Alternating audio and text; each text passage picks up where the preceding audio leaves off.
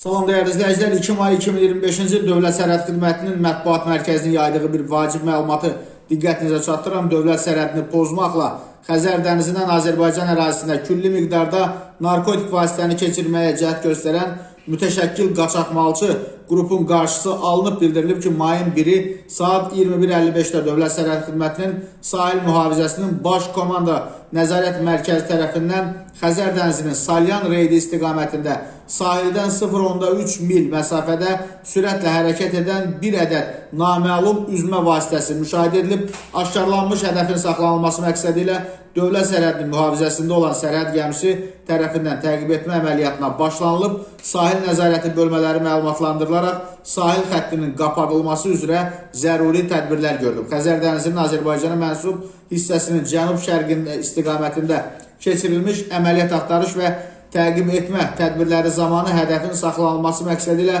saat 22:40-da sərhəd gəmisi tərəfindən işıq və səs siqnallarından istifadə edilməklə dayan komandası verilib, xəbərdarlıq atəşi açılıb. Sərhədçilərin qanuni tələblərinə məhəl qoymayaraq Azərbaycanın ərazi sularını tərk etməyə cəhd göstərən sərhəd pozucularının saxlanılması məqsədi ilə dövlət sərhədi haqqında Azərbaycan Respublikası qanununun tələblərinə uyğun olaraq silah tətbiq edilib. Nəticədə sərhəd pozucularının hər ikisi yaralanıb. Gəmi heyəti tərəfindən yaralı sərhəd pozucularının ixtisaslaşmış tibb müəssisəsinə göndərilməsi üzrə təxliyə salınmaz tədbirlər görülüb. Təxliyə zamanı həkimlərin səylərinə baxmayaraq sərhəd pozucularından birinin həyatını xilas etmək mümkün olmayıb. Digər sərhəd pozucusunun isə müasir tibb müəssisəsində müalicəsi davam etdirilir. Liner tipli iti sürətli üzmə vasitəsinə keçirilmiş baxış zamanı 33 kiloqram 75 qram narkotik vasitə marihuana, 2 ədəd Garmin markalı GPS və